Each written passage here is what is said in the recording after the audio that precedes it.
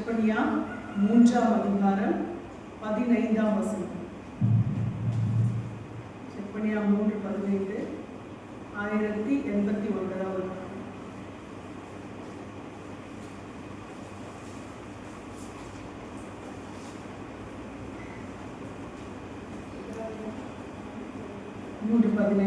செப்பனியா 3:15. செப்பனியா 3:15. கர்த்தர் உன் ஆக்கினைகளை அகற்றி உன் சத்துருக்களை விலக்கினார். இஸ்ரவேலின் ராஜாவாகிய கர்த்தர் உன் நடுவிலே இருக்கிறார். இனி தீங்கை காணாதிருப்பாய். அல்லேலூயா, ஆமென்.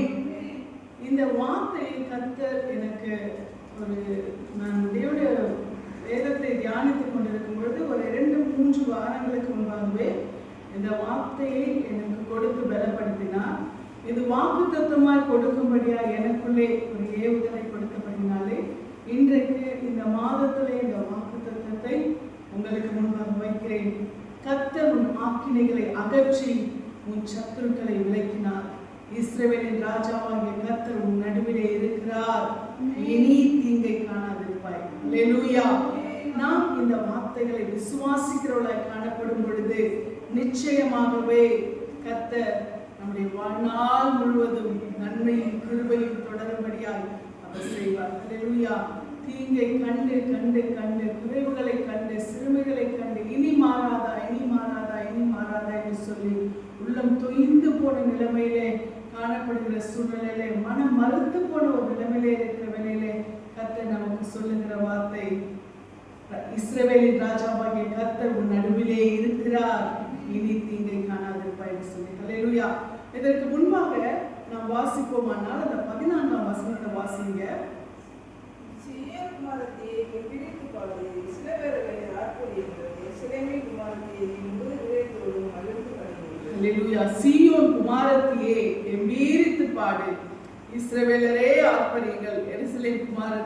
முழு இருதயத்தோடு மகிழ்ந்து களிக்கூறு. இங்கே பார்க்கும் பொழுது சீயோன் குமாரத்தி என்று சொல்கிறார், எருசலேம் குமாரத்தி என்று சொல்கிறார். அல்லேலூயா. நான் ஏற்கனவே கூட இந்த வார்த்தைகளை விளக்கி இருக்கிறேன். சீயோன் குமாரத்தி என்றால் யார், எருசலேம் குமாரத்தி என்றால் யார் என்று சொல்லி. அல்லேலூயா. சீயோன் குமாரத்தி என்று சொன்னால் அந்த சீயோனுக்கு செல்ல ஆயத்தமாய் இருக்கிற ஆவிக்குரிய இஸ்ரவேலராகிய நாம் தான். அல்லேலூயா. எருசலேம் குமாரத்திகள் என்று சொல்லும் பொழுது அது இஸ்ரவேல் குமாரத்தி, இஸ்ரவேலரை அது குறிக்கிற ஆண்டுடைய வருகைக்கு ஆயத்தப்படுத்தப்படுகிற எருசலேம் குமாரத்திகளை அது குறிப்பிடுகிறதா இருக்கிறது. குமாரத்திகள் என்று சொன்னாலும் அது யார்தான்? அது மணவாட்டிகள், சபைகள், எல்லாரும் தான், ரட்சிக்கப்பட்ட தேவ பிள்ளைகள். அப்ப இங்க நமக்கும் தான் சீயோன் குமாரத்தியே கெம்பீரித்து பாடு, இஸ்ரவேலரே ஆர்ப்பரியுங்கள், எருசலேம் குமாரத்தியே முழு இதயத்தோடு மகிழ்ந்து களிக்கூறு என்று சொல்லும்போது 3 விதமாய் சொல்லியிருக்கிறது சொன்னால் இது 3 தரப்பட்ட மக்களுக்கு என்ன பண்ணிருக்கிறது, இது சொல்லப்பட்டிருக்கிறது. அல்லேலூயா. இங்கே நாம் ஆண்டவருடைய இரத்தத்தினாலே மீட்டெடுக்கப்பட்ட சீயோன் குமாரத்திகளாய் இருக்கிறோம். அல்லேலூயா. அந்த பரம சீயோனுக்கு செல்ல ஆயத்தப்படுத்திக் கொண்டிருக்கிற அந்த சீயோன் குமாரத்திகளாய் இருக்கிறபடினாலே இந்த வார்த்தை வெறும் இஸ்ரவேலருக்கு மாத்திரமல்ல. அதனாலதான் ஸ்பிளிட் பண்ணி நமக்கு சொல்லியிருக்கு, எருசலேம் குமாரத்தி, சீயோன் குமாரத்தி என்று சொல்லி ஸ்பிளிட் பண்ணி இந்த வார்த்தையை சொல்லப்பட்டிருக்கிறது. அல்லேலூயா. நாம் இந்த வார்த்தைகளை நாம் வாசிக்கும் பொழுது ஏசாயா 12ஆம் அதிகாரம் 6ஆம் வசனத்திலே நாம் இப்படியாய் வாசிக்கிறோம். ஏசாயா 12:6.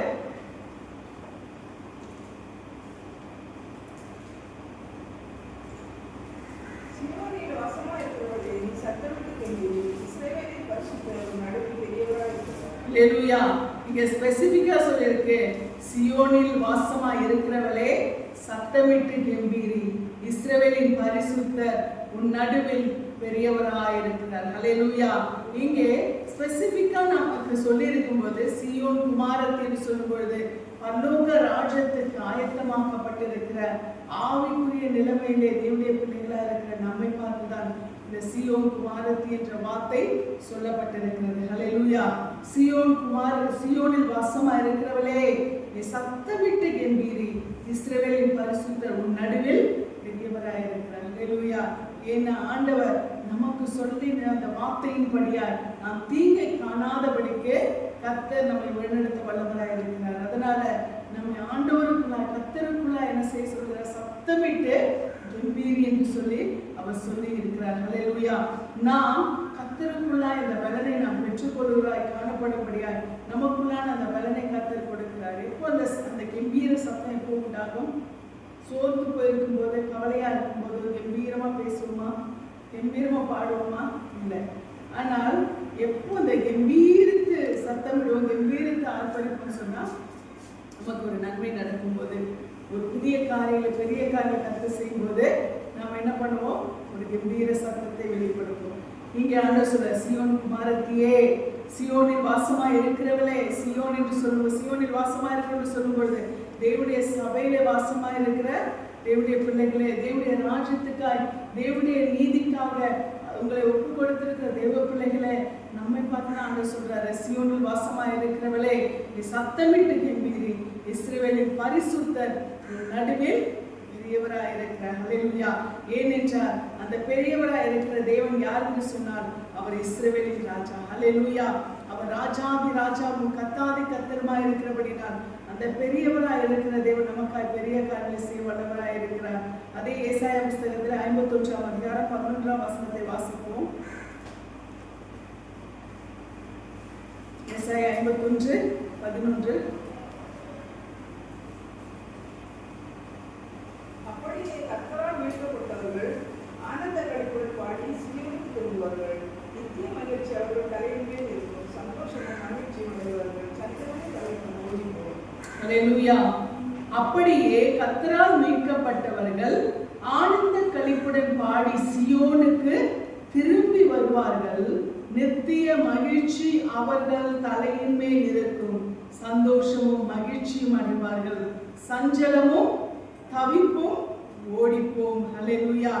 இங்கே நாம் பார்க்கும் பொழுது கர்த்தரால் மீட்கப்பட்டவர்கள் ஆனந்த களிப்புடன் பாடி சீயோனுக்கு திரும்பி வருவார்கள் என்று சொல்லப்பட்டிருக்கிறது. ஆமென். அப்ப சீயோன் குமாரத்தி என்று சொல்லும் பொழுது தேவனுடைய மகிமையுள்ள ராஜ்யம், தேவனுடைய மகிமையுள்ள வாசஸ்தலம், அங்கே வாசம் பண்ணுகிறதற்கு தேவனுடைய பிள்ளைகள் என்ன பண்ணுவாங்களா? கம்பீரித்து பாடி வருவார்கள். அது மட்டுமல்ல, நித்திய மகிழ்ச்சி அவர்கள் தலையின் மேல் இருக்கும். சந்தோஷமும் மகிழ்ச்சியும் அடைவார்கள். சஞ்சலமும் தவிப்பும் ஓடிப்போம் என்று சொல்லப்பட்டிருக்கிறது. இங்கே இந்த இடத்தை ஆண்டவர் என்ன பண்ணிருக்கிறாரு? ரிசர்வ் பண்ணி வச்சுட்டார். ஹல்லேலூயா. அதனாலதான் இங்கே வருவார்கள் என்று சொல்லப்பட்டிருக்கு. சீயோனுக்கு திரும்பி வருவார்கள். நித்திய மகிழ்ச்சி அவர்கள் தலையின் மேல் இருக்கும். சந்தோஷம் மகிழ்ச்சியும் அடைவார்கள். சஞ்சலமும் தவிப்பும் ஓடிப்போம் என்று சொல்கிறாரோ, இந்த சீயோன் என்ற இந்த வாசஸ்தலத்திலே தேவனுடைய பிள்ளைகள் நாம் தீவிரித்து வந்து தேவனுடைய அந்த ஆசீர்வாதங்களை நாம் பெற்றுக்கொள்கிறவர்களாய் நாம் காணப்பட வேண்டும். இப்ப ஆனந்த களிப்புடன் வருவார்கள் என்று சொல்லும் பொழுது இங்கே திரும்பி வருவார்கள் என்று சொல்லப்பட்டிருக்கிறது. என்னது? ஆனந்த களிப்புடன் திரும்பி வருவார்கள் என்று சொல்லும் பொழுது அங்கே இஸ்ரவேலர்கள், தேவனுடைய அன்பை மறந்தவர்கள், இயேசு கிறிஸ்துவை தள்ளினவர்கள், அவர்களுக்கும் சேர்த்துதான் இந்த வார்த்தை. அப்போ எருசலேம் குமாரத்தியா இருந்தவர்கள் அவர்கள் என்னவா மாறுறாங்க? நம்மோடு கூட சேர்ந்து அவர்களும் சீயோன் குமாரத்திகளாய் மாறிவிடுகிறார்கள். ஹல்லேலூயா. எருசலேம் குமாரத்தியா இஸ்ரவேல் தேசத்திலே இருந்தவர்கள் அதற்கு பின்பாக ஆவிக்குரிய இஸ்ரவேலராய் இருக்கிற நம்மோடு கூட சேர்ந்து அவர்கள் என்ன செய்கிறார்களா? சீயோன் குமாரத்திகளாய் மாறி அந்த பரம ராஜ்யத்துக்கு, அந்த மகிழ்ச்சியின் வாசஸ்தலத்துக்கு அவர்கள் நம்மோடு கூட வந்து நம்மோடு கூட களிகூறுகளா இருக்கிறார்கள் சொல்லி, அப்போ எல்லாருமே என்னவா மாறுறாங்க? எருசலேம் குமாரத்திகளும் அந்த கடைசி நாட்களில் என்னவா மாறுகிறாங்க? மாற்றுகிறவராய் இருக்கிறார். ஆமென்.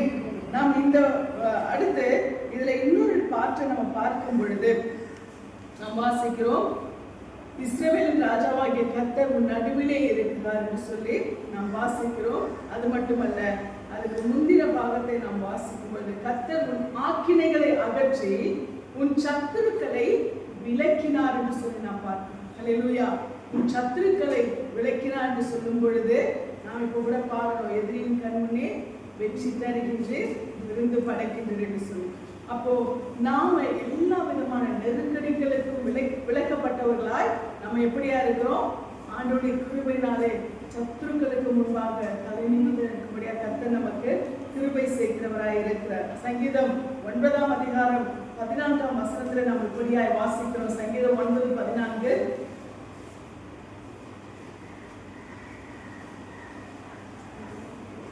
சங்கீதம் 9:14. தேவரீர் எனக்கு இறங்கி என்னை பகைக்கிறவர்களால் எனக்கு வரும் துன்பத்தை நோக்கி பாரும். ஆமென். தேவரீர் எனக்கு இறங்கி என்னை பகைக்கிறவர்களால் எனக்கு வரும் துன்பத்தை நோக்கி பாரும். ஹல்லேலூயா. ஆண்டவர் சொல்லுகிற இந்த தாவீது விண்ணப்பத்தின்படியாய் ஆண்டவர் இன்றைக்கு நமக்கு சொல்லுகிற வார்த்தை, உன் சத்துருக்களை விலக்கினார். ஹல்லேலூயா. தேவரீர் எனக்கு இறங்கி என்னை பகைக்கிறவர்களுக்கு என்னை விலக்கி காரும் என்று சொல்லி அவர் சொல்லுகிறது போல இன்றைக்கு ஆண்டவர் அந்த சத்துருக்களுக்கு விலக்கி நம்மை பாதுகாக்கிறவராக இருக்கிறார். ஹல்லேலூயா. அவர்களுக்கு காரணம் இல்லாமல் நம்மை என்னை பகைக்கிறவர்கள் சொல்லுவது, நான் பகைக்கல, ஆனா என்ன பண்றாங்க, பகைக்கிறவர்களாக இருக்கிறார்கள். அப்போ இப்படிப்பட்ட சூழ்நிலையை கர்த்தர் உன் சத்துருக்களை விலக்கினார் என்று சொல்லுகிறார். ஹல்லேலூயா. ஒருவேளை நாம் எந்த சூழ்நிலையை நம்ம காரணம் இல்லாமல் பகைக்கிறவங்களுக்கு நம்ம எப்படியா அவர்களுக்கு முன்பாக நம்ம எந்த அளவுக்கு நம்ம சோர்ந்து போயிருக்கோம் என்பதை கர்த்தர் பார்க்கிறார். நம்முடைய சத்துருக்களுக்கு முன்பாக கர்த்தர் நம்முடைய தலையை உயர்த்துகிறவராய் இருக்கிறார். நமக்கு பந்தி ஆயத்தப்படுத்துகிறவராய் இருக்கிறார். நம்மை மகிமைப்படுத்துகிறவராய் இருக்கிறார். ஹல்லேலூயா. நமக்கு தீங்கு விளைவிக்கிறவர்களை எல்லாரும் கர்த்தர் நம்மை விட்டு அகற்றுகிறவராய் இருக்கிறார். ஹல்லேலூயா. அது மட்டுமல்ல, அவர் ராஜாவாகிய கர்த்தராய் நம் நடுவிலே இருக்கிறார். ஆமென். நம் நடுவிலே இருக்கிறார். நம்முடைய வாழ்க்கையிலே இருக்கிறார். நம்முடைய சூழ்நிலையிலே இருக்கிறார். நம்முடைய போக்கிலே இருக்கிறார். நம்முடைய வரவிலே இருக்கிறார். நம்முடைய செய்கையிலே இருக்கிறார். எல்லாவற்றிலும் நம்மோடு கூட இருக்கிறார். ஹல்லேலூயா. நம் நடுவிலே இருக்கிற தேவன் அவர் நம்ம எல்லா விதத்திலும் அவர் வழிநடத்த வல்லவராய் இருக்கிறார். அப்ப ராஜாவாய் அவர் நம் நடுவிலே இருந்து இனி தீங்கை காணாதிருப்பா என்று சொல்லுகிறார். ஹல்லேலூயா. அப்ப இனி தீங்கை காணாதிருப்பா என்று சொன்னா என்ன அர்த்தம்? இனி காணாதிருப்பாய்னா அப்போ இதுக்கு முன்னாடி என்ன பண்ணிட்டு இருக்கோம், பார்த்துட்டு தான் இருக்கோம்னு அர்த்தம். ஹல்லேலூயா. தீங்கை அனுபவித்துக் கொண்டுதான் இருக்கிறோம் என்று அர்த்தம். துன்பத்தின் பாதையிலே நடந்து கொண்டுதான் இருக்கிறோம் என்று அர்த்தம். கண்ணீரின் பாதையிலே கடந்து போய் கொண்டுதான் இருக்கிறோம் என்று அர்த்தம் இல்லையா?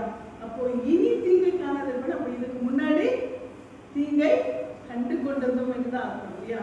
அப்போ எப்போ இந்த வார்த்தை நமக்கு வரும், இனி காணாதிருப்பா, இனி தீங்கை காணாதிருப்பா என்று சொன்னார் ஆண்டவர் இம்மட்டுமாய் நாம் கண்ட எல்லா நெருக்கடிகள், பாடுகள், வேதனைகள், போராட்டங்கள் எல்லாவற்றுக்கும் மாறாக கர்த்தர் நம்மை களிப்பாய் மாற்றுகிற தேவனாய் இருக்கிறார். ஹல்லேலூயா. இனி தீங்கை காணாதபடிக்கு கர்த்தர் நம்முடைய முகத்தை ஆனந்த களிப்பாக அவர் மாற்றுகிற தேவனாய் இருக்கிறார். ஹல்லேலூயா. எந்தெந்த சூழ்நிலையிலே நம்முடைய வாழ்க்கையில் நாம் தீமையை கண்டு கொண்டிருக்கிறோமோ நமக்கு தான் தெரியும் இல்லையா? எந்தெந்த சூழ்நிலை நாம் தீமையை கண்டு கொண்டிருக்கிறோம். நம்ம வெளியில பார்க்கும்போது மற்றவர்களுக்கு முன்பாக நல்லா சிரிக்கிற மாதிரி இருக்கும், சந்தோஷமா இருக்க மாதிரி இருக்கும். ஆனால் நம்முடைய வாழ்க்கையில் நம்முடைய சூழ்நிலையில் நாம் சந்தித்துக் கொண்டிருக்கிற தீங்கை கர்த்தர் அறிந்திருக்கிறார். கர்த்தர் சொல்லுகிறார், இனி தீங்கை காணாதிருப்பாய். ஹல்லேலூயா. இனி தீமையை நீங்க என்ன பண்ண மாட்டீங்க, காண மாட்டீங்க. ஒருவேளை இன்னைக்கு மாறுமா, நாளைக்கு மாறுமா, என்னைக்கு மாறும்னு சொல்லிட்டு நாம் துவண்டு போயிருக்கிறோமா, சோர்ந்து போயிருக்கிறோமா, கலங்கி போயிருக்கிறோமா? கர்த்தர் இந்த வேளையில சொல்லுகிறார். ஹல்லேலூயா. நம்முடைய இந்த எதிர்பார்ப்புகளுக்கு கர்த்தர் ஒரு நல்ல தீர்வை வைத்திருக்கிறார், ஒரு முடிவை வைத்திருக்கிற இந்த 11ஆம் விசுவாசத்தும். ஹல்லேலூயா. ஆண்டவரே, இனி தீங்கை காணாதிருப்பா என்று சொன்னீரேன். இஸ்ரவேலின் ராஜாவாகிய கர்த்தர் நடுவிலே இருக்கிறார், இனி தீங்கை காணாதிருப்பா என்று சொன்னீங்களே. உங்க வார்த்தையை நாங்கள் விசுவாசிக்கிறோம் ஆண்டவரே. உங்க வார்த்தையை நாங்கள் நம்புறோம். சொல்றது யாரு?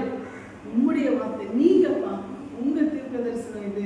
நான் இந்த வாக்கு தத்துவத்தை நான் பற்றிக் கொள்ளுகிறேன்.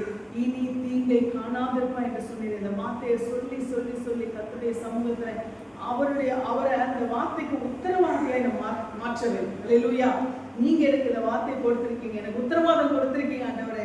எனக்கு இந்த வார்த்தையின் படியா நீங்க என்ன பண்ணணும், தீங்கை காணாதபடிக்கு என்னை நடத்த வேண்டும் என்று சொல்லி கர்த்தருடைய சமூகத்திலே நம்மை ஒப்பு கொடுப்போம். நிச்சயமாக கர்த்தர் இனி தீங்கை காணாதபடிக்கு கர்த்தர் நம்முடைய வாழ்க்கையை மாற்ற வல்லவராக இருக்க. நீங்க வேதத்துல வாசிக்க அத்தனை தேவனுடைய தாசர்களும் அவர்கள் தீமையை கண்டுதான் என்ன பண்றாங்க, அவர்கள் கடந்து வருகிறார்கள். ஆண்டவருடைய வசனம் சொல்கிறது, தீயையும் தண்ணீரையும் கடந்து வந்தோம், மனிதர்கள் தலையின் மேல் ஏறி போனார்கள், ஆனாலும் கர்த்தாவே எங்களை செழிப்பான தேசத்திலே கொண்டு வந்து வைத்தீர் என்று சொல்லி சங்கீதத்திலே நாம் வாசிக்கிறோம். ஹல்லேலூயா. தீயையும் தண்ணீரையும் நாம் கடந்து வந்திருக்கிறோம். மனிதர்களுடைய தலை மேலே ஏறி போயிருக்காங்க. எப்படி எந்த அளவுக்கு சொன்னா செயல்களால, பேச்சுகளால, நடக்கையால, நம்ம வேதனைப்படுத்துகிற காரியங்களால அநேக சூழல் மனிதர்கள் என்ன செஞ்சிருக்காங்க, தலையின் மேல் ஏறி போகிற அளவுக்கு நம்ம உதாசனப்படுத்திருக்கலாம், வேதனைப்படுத்திருக்கலாம். சூழலை நாம் கடந்து வந்தோம். இந்த நாளில் கர்த்தருடைய வார்த்தை நமக்கு சொல்லுகிறது, அல்லேலூயா, இனி தீங்கை காணாதிருப்பாய். எந்த தீயை போன்ற ஒரு பட்சிக்கிற ஒரு சூழ்நிலையை கண்டோமோ, எந்த தண்ணீரை போல நம் மீது புரண்டு போகிற ஒரு அளவுக்கு சூழ்நிலையை நம்ம கண்டோமோ, எந்த அளவுக்கு மனிதர்கள் நமக்கு வேதனைகளையும் நெருக்கடிகளையும் நிந்தைகளையும் உதாசீனங்களையும் நமக்கு கொடுத்தார்களோ, இந்த சூழ்நிலைகள் எல்லாவற்றையும் மாற்றி கர்த்தர் நமக்கு சொல்லுகிற வார்த்தை, இனி தீங்கை காணாதிருப்பாய். அல்லேலூயா. இஸ்ரவேலின் ராஜாவாகிய கர்த்தர் உன் நடுவிலே இருக்கிறார், இனி தீங்கை காணாதிருப்பாய். அல்லேலூயா. இந்த வாக்குத்தத்தத்தை இந்த 11வது மாதத்திலே நாம் குறித்து வைத்துக் கொள்வோம். நாம் கரங்களை வைத்து அறிக்கை செய்வோம், நாவினால் அறிக்கை செய்வோம். எப்பெல்லாம் நமக்கு இந்த வார்த்தைகள் தோன்றுகிறதோ அப்பெல்லாம் நம்ம இந்த வார்த்தைகளை நாம் சொல்லி அறிக்கையிடுவோம். கர்த்தர் இந்த வருடத்தை கடக்கும் பொழுது நமக்கு எல்லா விதத்திலும் எல்லாவற்றிலும் நாம் தீங்கை காணாதபடிக்கு நம்மை ஜெயமாய் நடத்த அவர் வல்லவராய் இருக்கிறார். கர்த்தருடைய நாமத்துக்கு மகிமை உண்டாக. ஆமென்.